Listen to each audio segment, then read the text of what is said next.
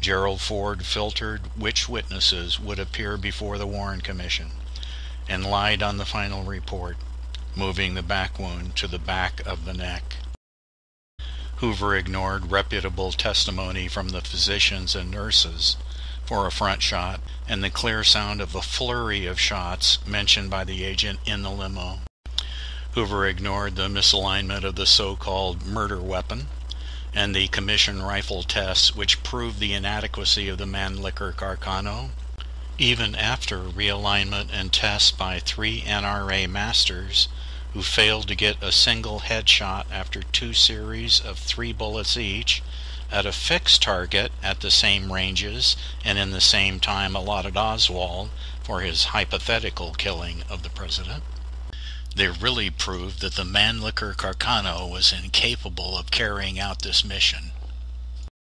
In summary, Hoover and Johnson basically hoodwinked America to get the lifelong job as FBI director and president, respectfully, while literally stuffing the pockets of their sponsors in big oil, banking, the military-industrial complex, and the CIA, all of whom had it over them.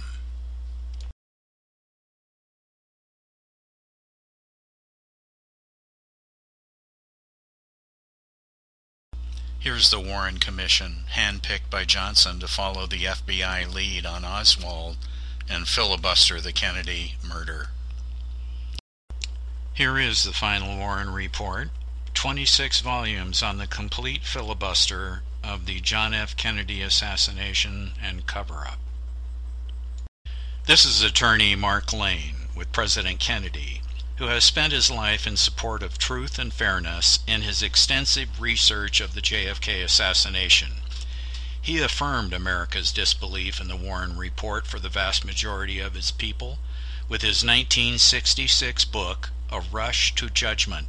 He successfully defended a magazine who was sued by E. Howard Hunt for defamation of character when they alleged in print that he was one of the CIA agents involved in the JFK assassination. Lane proved this in court with witness testimony and written disclosures from the CIA director, and documented the case in his book, Plausible Denial.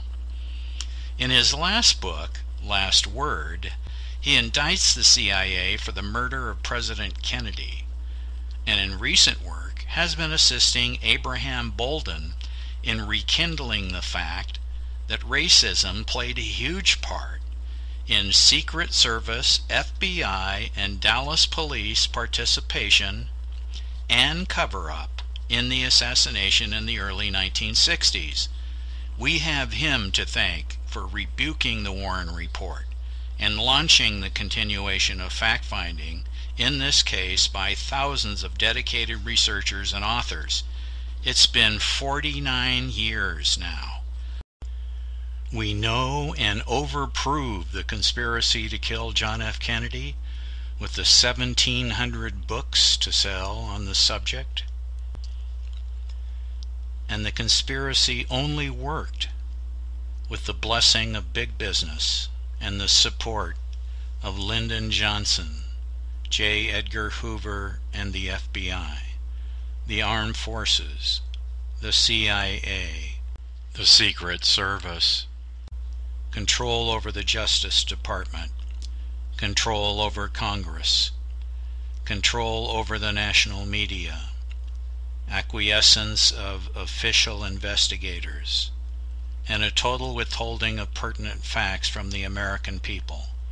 All of these things were accomplished. Big oil, banking, and the military-industrial complex approved. Johnson would do anything for the presidency, as he was going to be dropped by Kennedy in 1964.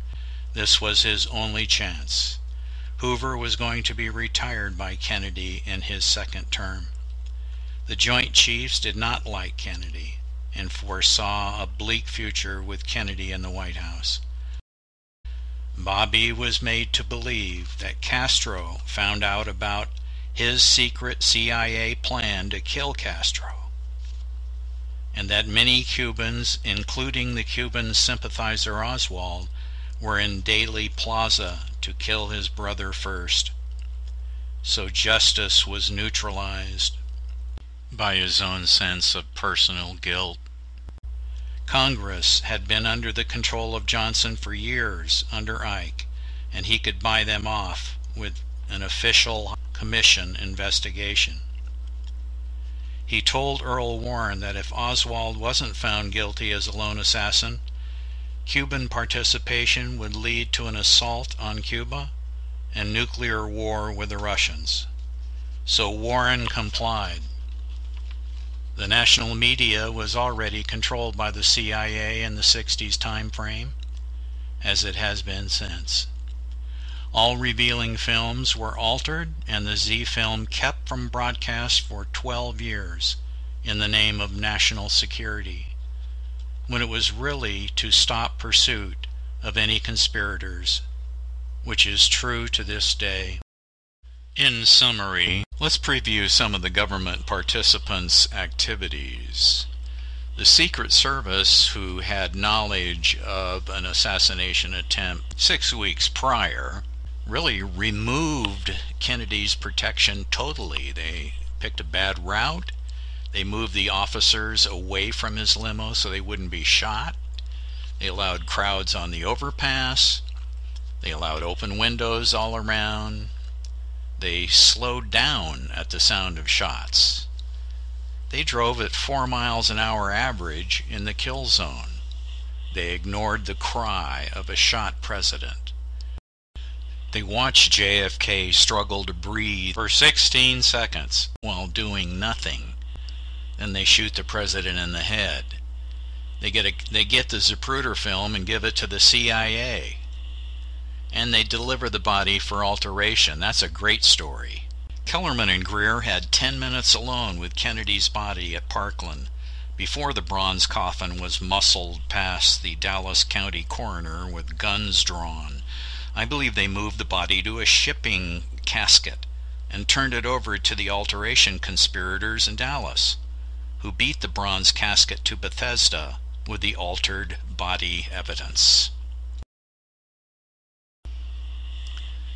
Hoover had pre-knowledge of the murder of Kennedy, according to witnesses who saw him at a party where a meeting took place the night before to discuss the final preparations.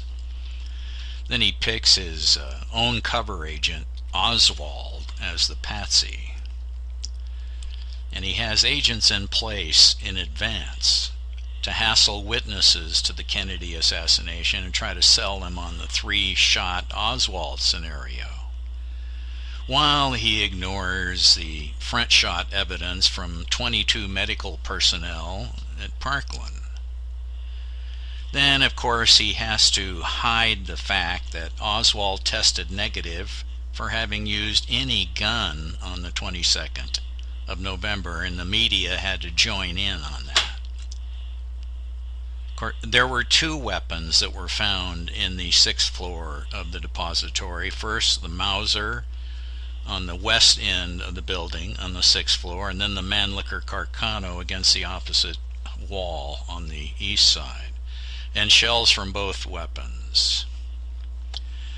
The Mannlicher was chosen as the weapon du jour, and tests on it proved that it was impossible for it to do the job. 3 NRA masters failed to get a single headshot in their tests of 2 series of 3 shots each, yet Oswald supposedly killed the president with it. There weren't any Oswald prints on the weapon because Oswald didn't touch the weapon. There were witnesses to Oswald being downstairs. It was ignored, and witnesses in the stairwell would have seen him running down if he had been running down. The only witness to him being on the 6th floor from across the street down below was a man who lied.